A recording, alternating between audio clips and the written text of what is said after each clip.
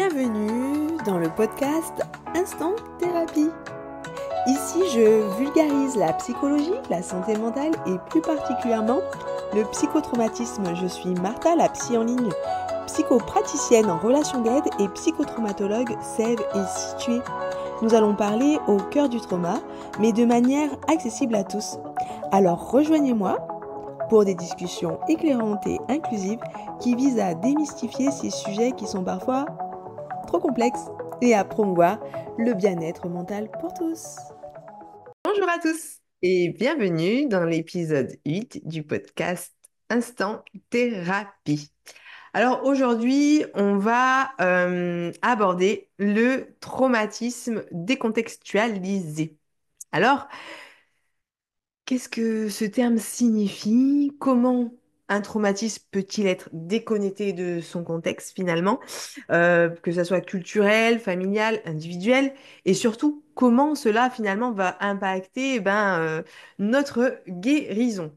Donc je trouvais que même si finalement les conséquences des traumatismes, etc., ça se rejoint très souvent, les symptômes sont très souvent les mêmes, etc. Je trouve que comprendre euh, que parfois on ne peut pas travailler certaines choses quand on est dans le déni, et finalement quand c'est sorti du contexte, on va pouvoir employer d'autres termes comme c'est ma personnalité, je suis née comme ça, c'est ma culture, etc. Donc je trouvais important d'en parler parce que effectivement, c'est pas un traumatisme en soi, mais un traumatisme décontextualisé engendre pas mal de choses, dont la répétition du trauma finalement. Parce que tant qu'on prend pas conscience que il y a quelque chose qui est sorti du contexte, en fait, que c'est pas normal, on peut pas aller vers la guérison. Et en fait, je le vois très souvent en consultation. euh, et en fait, très souvent, les personnes pensent qu'ils ont des choses qui clochent chez eux. Et que c'est un petit peu aussi la psychologie traditionnelle qui est faite ainsi, mais je trouve que quand on ne prend pas en compte tout le contexte, y compris le contexte de la société dans laquelle on grandit, etc., et très souvent, en fait, il y a aussi les traumatismes collectifs, que ça soit dû aux oppressions ou pas, et du coup, de pas en parler, voilà, c'est quelque chose qui me dérange. Du coup, voilà, c'est pas un traumatisme en soi, il n'y a pas de définition, mais c'est la conséquence d'être déconnecté, d'avoir un traumatisme déconnecté de son contexte, en fait. Voilà. Et je trouvais qu'en faire un épisode était important parce que on n'en parle pas assez. Et donc, voilà, je trouve que c'est important d'en parler. Donc, je suis là pour en parler, tout simplement. Donc, comprendre ce que c'est, déjà. Finalement, la définition d'un traumatisme, je n'y reviens pas, vous le retrouvez dans les anciens épisodes. Et en fait, le traumatisme décontextualisé, j'en perds mes mots, lui, c'est vraiment le phénomène qui, ou plutôt où cette expérience traumatique, en fait, elle est sortie de son contexte d'origine et donc, du coup, non pris en compte. D'accord? Et vous allez voir que je vais reparler de loyauté familiale, de personnalité, d'anxiété, de schéma répétitif, etc. Parce qu'en fait, ça se rejoint. Mais je trouve intéressant de l'aborder sous cet angle-là, tout simplement parce que on oublie de l'aborder sous cet angle-là. Et je pense que voilà, de vulgariser aussi la psychologie et plus précisément le psychotraumatisme, c'est d'aborder sous tous les angles parce que mon approche, ouais, je le répète et je pense que je me rabâche dans mes épisodes, mais c'est pas grave. Mon approche est intégrative. Je suis désolée, j'ai le rhume des foins, donc là ça dure. Ce n'est pas, je ne suis pas encore malade, mais mon rhume des foins me provoque de l'asthme. Donc voilà, j'ai plus de mal à respirer en ce moment. Alors. Encore plus parce que ça faisait 2 ans que je n'avais plus vécu ça, parce que quand j'étais sur mon île, tout allait bien. Il n'y avait plus de d'allergie. Bref, c'est un autre débat. Donc du coup, voilà, je trouve que d'aborder tous les angles, en fait, il y a des angles qui ne vont pas parler à certaines personnes parce qu'on est tous différents, je le répète, et c'est pour ça que pour moi, l'approche intégrative doit se développer de partout, de partout, partout, partout, pour tout le monde et pour tous les psys, que ce soit psychologue, psychopraticienne, psychothérapeute, voilà, psychiatre, psychanalyste, etc. Tous les psys doivent petit à petit, je trouve, se former de plus en plus à plusieurs approches parce que on est tous uniques. Et donc, voilà, pourquoi mes épisodes peuvent se ressembler pour les personnes qui ont compris ou des choses comme ça. Eh bien, parce que aussi, quand je vulgarise, j'essaye de prendre plusieurs angles et de trouver plusieurs définitions qui ramènent très souvent à les mêmes symptômes que peut ressentir une personne ou vivre, mais décrit et expliqué d'une manière différente, parfois, bah, ça peut faire tilt et ça peut faire toute la différence. Et je trouve que ça, c'est le but de notre métier.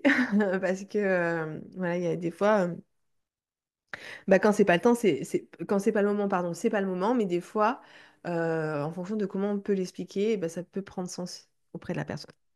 Et donc, en fait, voilà, quand c'est sorti du contexte d'origine, c'est pas pris en compte et ça va être nié.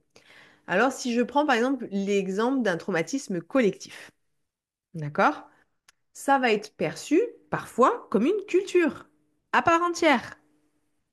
Et là, j'aurais plein d'exemples, que ce soit dans plein de cultures différentes, alors que très souvent, en fait, derrière cette façade se cache en fait tout un leurre, toute une, pas une mise en scène, parce que c'est vraiment inconscient et que c'est vraiment dû plutôt à comment je me protège et comment j'essaye d'avancer avec toutes ces blessures du passé et les blessures du peuple, en fait.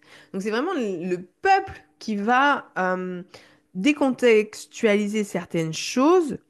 Alors peut-être au départ, ça peut être parce que c'est tellement terrible, donc on va se taire, on va être dans le déni. Euh, Mais si par exemple, je vais prendre l'exemple de la culture asiatique sur certains territoires, pas tous, mais certains territoires qui ont été par exemple colonisés par la France, d'accord? Donc qui ont en commun un traumatisme collectif qui a été la colonisation, d'accord? Eh bien, les conséquences de cette colonisation, ça va être, on va dire très souvent que ça va être des personnes assez coercitives, assez bonnes pattes en fait, et qui ne parlent pas beaucoup, qui sont assez taiseux. Et finalement, quand on remonte dans l'histoire de ce peuple, eh bien, on peut se rendre compte que la colonisation a pu induire ces conséquences-là, qui vont être perçues comme c'est culturel, et ça se passe comme ça chez nous. On ne parle pas ou on ne fait pas beaucoup d'enfants, on se focalise sur le travail. Enfin, là, je vais un petit peu, je me perds dans mon explication, mais ça peut être ça. Ça peut être aussi, par exemple, dans un peuple, euh, alors que ce soit un peuple, j'allais dire, que ce soit par exemple l'Algérie qui a été aussi colonisée, mais que ce soit également chez nous, en Martinique. Et je pense que c'est pareil ailleurs, enfin non, ailleurs, je précise, où la colonisation a eu lieu sur des peuples racisés, on peut dire de couleur, où le colorisme va être considéré comme la culture. En gros, chez nous, plus on a la peau blanche, plus on accède à certains postes, plus ça va être dit marie-toi avec quelqu'un qui a la peau claire. Et en fait, on va dire que c'est culturel. Euh, on va se lisser les cheveux. On va dire que c'est culturel, et en fait, c'est une conséquence du traumatisme collectif où, pareil, on peut dire, et là, ouais, ça peut être un autre exemple, mais on éduque nos enfants par l'autoritarisme, la punition excessive, voire corporelle, alors que très souvent, c'est une des conséquences d'un trauma collectif. Voilà. Bon, après, mes exemples n'étaient pas très concrets parce que je pars loin et en fait, je sais que je vais partir très très loin hein, quand j'écoute mon... Voilà. Et que le but, c'est pas que l'épisode dure 1 heure. Donc, j'essaie de me focaliser et c'est pas évident. Donc, merci pour votre compréhension. Donc, en fait, c'est souvent en fait, une réalité façonnée par des souffrances, des douleurs, euh, mais qui sont non résolues, très souvent. Parce que c'est aussi très culturel de ne pas en parler, et que ce soit dans n'importe quelle culture. Donc c'est vrai que je parle du traumatisme collectif du colonialisme, parce que c'est là où il y a le plus de peuples au monde qui a vécu ce traumatisme et qui a aujourd'hui encore des croyances et des traditions qui peuvent masquer en fait ces traumatismes profonds et donc ça rend difficile eh ben, la distinction entre ce qui résulte d'une histoire collective et douloureuse et d'une réelle culture. D'accord? Donc voilà, je trouve que c'est important de donner des exemples pour que vous puissiez comprendre. Ensuite, si on se focalise par exemple sur une personne individuelle qui aurait pu, lui, vivre voilà, un traumatisme, je sais pas, dans son enfance par exemple, ou, comment dire, euh, oui, ça peut être dans son enfance, mais ça peut être aussi plus tard. Dans son adolescence ou autre, en fait, très souvent, on va avoir aussi cette fâcheuse tendance à dire, eh bien, je suis née comme ça. Ben, c'est ma personnalité, en fait. Oui, je suis quelqu'un d'anxieuse, mais en fait, je suis née comme ça. Ou on va avoir, ah oui, mais l'autre, là, ah mais un colérique, mais pas possible, quoi. Waouh, c'est sa personnalité, donc on essaye de faire avec. Voilà, j'essaie de donner des exemples un peu concrets qu'on retrouve vraiment dans la société. Et en fait, ça ressemble à une personnalité, mais en fait, ça va être ses façons de réagir, son comportement, ou sa manière en fait d'interagir avec les autres, qui va être perçu, donc je disais, comme une personne anxieuse, une personne colérique. Voilà, les gens vont l'apparenter à son émotion excessive ou voilà, à un trait de personnalité. Alors que très souvent, en fait, c'est un mécanisme de protection que l'on va développer pour faire face à des blessures non résolues, des fois qui sont complètement inconscientes et non prises en compte, parce que vu que, alors des fois en plus ça peut être intergénérationnel, mais en gros ma mère était anxieuse, donc voilà, nanana, alors que très souvent en fait c'est pas pris en compte dans le contexte. Donc c'est pour ça que je dis décontextualiser, un traumatisme décontextualisé, c'est ça. C'est dire que c'est une personnalité alors que non, on ne n'est pas colérique, non, on ne n'est pas anxieux. C'est quelque chose que l'on développe et c'est quelque chose très souvent, ben oui, qu'on peut relier à un traumatisme ou une blessure non résolue. Pas toujours, hein, mais voilà, très souvent. Et donc en fait, cette décontextualisation, pardon, elle peut aussi mener à une dissociation de nos émotions parce que on peut se sentir en fait déconnecté de nos émotions, euh, voire de son identité. Et bah, en fait, ça peut mener à un fossé entre la manière dont on se perçoit et la manière dont on interagit avec le monde. Parce qu'en fait, euh, bah, c'est biaisé. La façon dont on peut se percevoir, parce que nous, on va se dire, mais c'est pas possible. En gros, par exemple, quelqu'un qui ne pleure jamais ou qui ne ressent jamais d'émotion, l'alexithymie, euh, va se sentir différent, va se dire, j'ai quelque chose qui cloche chez moi, qu'est-ce qui s'est passé, blablabla. Blablabla. Alors que si on reprend le contexte de son histoire, eh bien, en fait, on se rend compte que c'est peut-être dû à un trauma.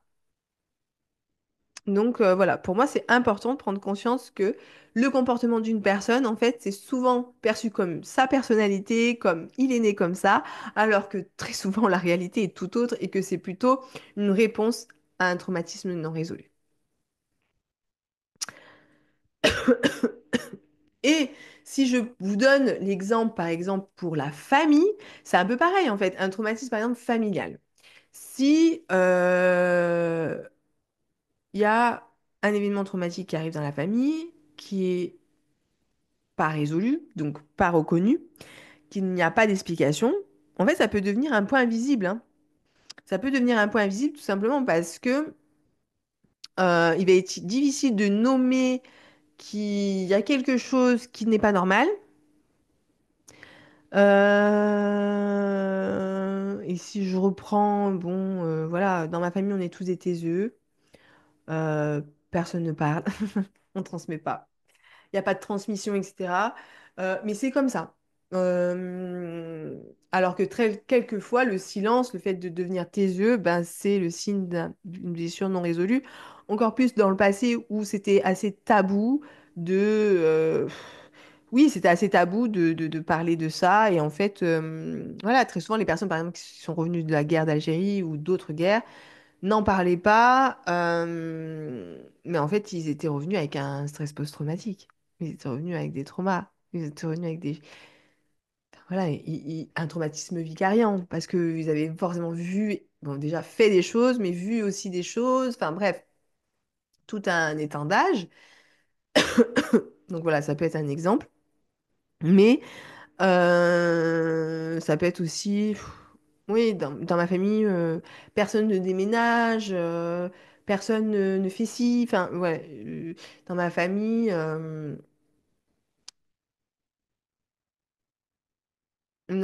on se marie tous avec les mêmes personnes. Il faut que ça soit les mêmes caractéristiques, la même religion, la même ci, la même ça.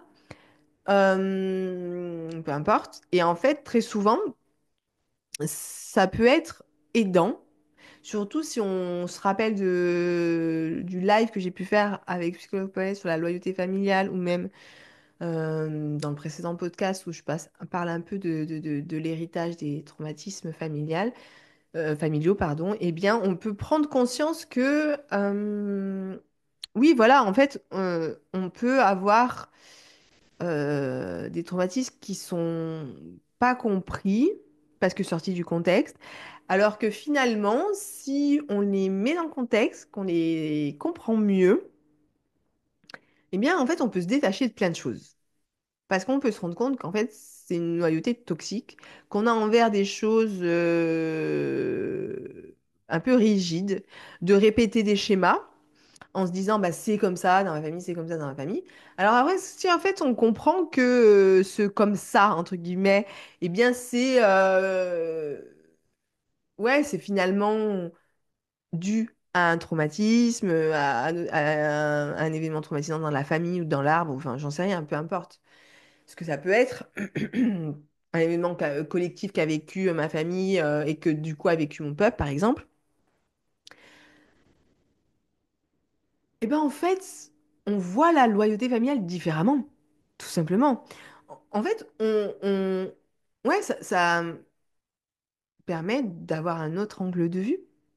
Et du coup, cet angle de vue, ben, il peut se dire, ah mais attends, mais moi en fait depuis le début, je suis loyale envers un truc qui est un traumatisme collectif qu'a vécu ma famille. Et en fait, je m'oblige à être comme ça, mais aucun intérêt. Et voilà, ça peut vraiment parfois permettre ouais, d'avoir un déclic et de couper avec certaines choses, avec certaines répétitions qu'on répète, parce qu'on n'a pas pris conscience que certaines choses, en fait, c'était une loyauté toxique dans le sens où ça appartenait pas à mon famille, c'était plus dû à l'histoire familiale, mais qu'en fait, pourquoi perpétuer un traumatisme quand on prend conscience que c'est un traumatisme? Voilà. Et je pense que c'est pour ça que c'est important de prendre conscience que quand c'est décontextualisé, on ne le voit pas comme un traumatisme. On le voit comme une culture, on le voit comme une loyauté, ou on le voit comme une identité, une personnalité. Et donc, en fait, quand c'est décontextualisé, pas de raison de travailler dessus. pas de raison de remettre en question la chose. Et donc de voir que c'est possible que ça a totalement été décontextualisé, eh bien, voilà, on voit les choses différemment. Enfin, en tout cas, pour moi, c'est... Et je le vois dans les accompagnements que je peux proposer, que c'est totalement... parfois, ouais, prendre conscience du contexte d'origine peut compliquer, peut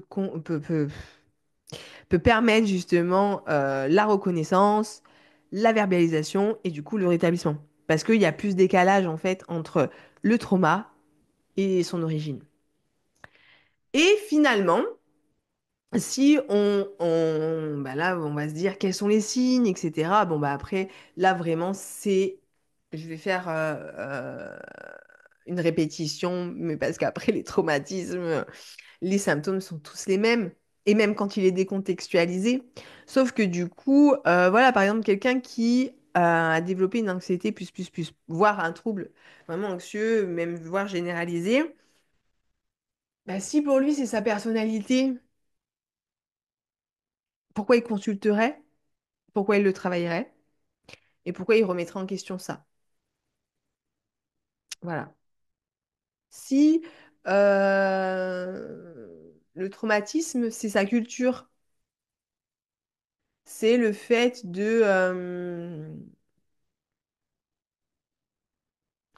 Moi, je n'ai pas d'exemple concret là qui vient tout de suite, donc je ne veux pas répéter ce que j'ai donné. Je vous l'aurais bien aimé donner un autre exemple, mais voilà, pourquoi il le remettrait en question? Et ainsi de suite, et ainsi de suite. Et en fait, ce décalage produit un déni, un schéma répétitif dans sa vie, avoir le sentiment d'être en décalage avec les autres, ne pas comprendre les interactions sociales, avoir un blocage émotionnel, ne pas ressentir les émotions, des troubles du sommeil, etc. Et après, on revient sur avoir de l'anxiété voilà, avoir un problème de concentration, avoir un problème de... Voilà, c'est un peu... Voilà, mais en fait, pour retrouver et pour que cet impact cesse, pardon, il faut contextualiser.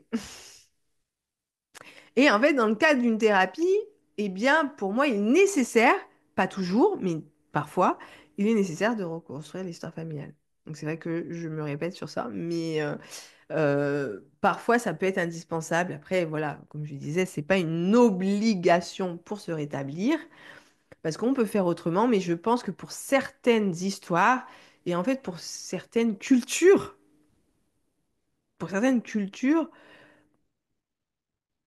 rester dans de la TCC, par exemple, ça peut engendrer, parce que bon, c'est vrai qu'on dit toujours les thérapies cognitivo-comportementales, c'est prouvé scientifiquement et que du coup, ça ne revient pas. Et ben moi, dans mes accompagnements, euh, et ça dépend des personnes, mais très souvent, on se rend compte, et c'est souvent là qu'après, elles sont plus un peu OK, enfin, ça dépend, mais il y a des personnes, on va voir que les exercices en TCC peuvent bloquer. Et alors, elles vont être efficaces. Alors, des fois, c'est que l'anxiété et des fois, faut accepter la médication, ouais. Mais parfois, en fait, alors c'est très rare, hein, mais parfois, on peut avoir des... Enfin, moi, j'ai une personne, en fait, qui est venue me voir, voilà, pour donner un exemple, qui est pu venir me voir suite à une ancienne thérapie qu'elle avait fait en TCC et où pas mal de symptômes étaient en train de revenir et que justement, elle avait vu que j'avais aussi, que j'étais très, très portée histoire familiale, comprendre son histoire, etc. Et que peut-être qu'elle avait besoin de se comprendre. Et comme je dis, on est tous uniques. Donc il y a des personnes où il n'y aura pas de rechute, etc. Mais voilà, je trouve que c'était important parce que voilà, elle avait quand même fait de la TCC, j'en perds ma lumière et voilà. Donc des fois, c'est important. Mais voilà, des fois aussi, c'est prendre conscience que une douleur inexpliquée, une déconnexion, une difficulté à comprendre ses émotions, peut être aussi le fait que l'on ait décontextualisé un traumatisme, qu'on soit dans le déni et, Voilà, c'est un terme que voilà, j'avais besoin de mettre en lumière et j'espère que cet épisode aura pu vous plaire et finalement, surtout pour conclure, vous rappeler que en fait, c'est important d'aborder ces questions vraiment avec compassion, avec compréhension et avec patience. Parce que la thérapie, ça demande du temps. Donc, quand les personnes sont impatients ou veulent qu'en 3 4 séances, ils arrivent à mieux se comprendre, ce n'est pas possible. Soyons lucides. Et même les thérapies brèves. D'ailleurs, il faudra que je fasse un épisode sur les thérapies brèves. Parce que très souvent, les gens associent thérapie brève à 3 4 séances, alors que la moyenne prouvée en plus scientifiquement, c'est minimum 12 séances pour une thérapie brève. Donc, voilà, les thérapies brèves, ça va être un objectif smart, simple, pas complexe. Donc, mais très souvent dans la thérapie brève, on peut prendre conscience de traumas complexes. Alors, on n'est pas obligé d'y aller tout de suite, mais prendre conscience qu'en fait, c'est un cheminement et que des fois, accepter, enfin, comme on va chez le médecin régulièrement, pardon, et je perds mes mots aujourd'hui, oh. Comme on va chez le médecin régulièrement, eh bien, on va chez son psy régulièrement, en fait. Ça doit faire partie de notre vie. Enfin, je sais pas, le médecin traitant, il fait partie de notre vie et on associe trop peu la santé mentale à ça doit faire partie de notre vie et on doit, voilà. On doit la travailler au quotidien parce que c'est un cheminement, parce qu'il y a voilà, plein de choses qui peuvent être intégrées au fil de notre vie. Et en fait, des fois, il y a des choses qui prendront conscience, qui vont se contextualiser finalement, et qui vont s'intégrer dans notre récit, alors qu'avant, ça n'avait aucun sens. Et voilà. Des fois, on consulte juste pour mieux se comprendre, et petit à petit, on se rend compte qu'il y a peut-être des blessures non résolues parce que on était dans quelque chose de complètement décontextualisé. Voilà, je m'arrêterai là parce que je crois que j'ai trop parlé, comme toujours. Alors, j'espère que cet épisode vous a plu. Puis, je vous invite à mettre des likes pour me soutenir. Et puis, je vous dis à dans 15 jours pour le prochain épisode. Prenez soin de vous. Et pour aujourd'hui, merci de m'avoir écouté.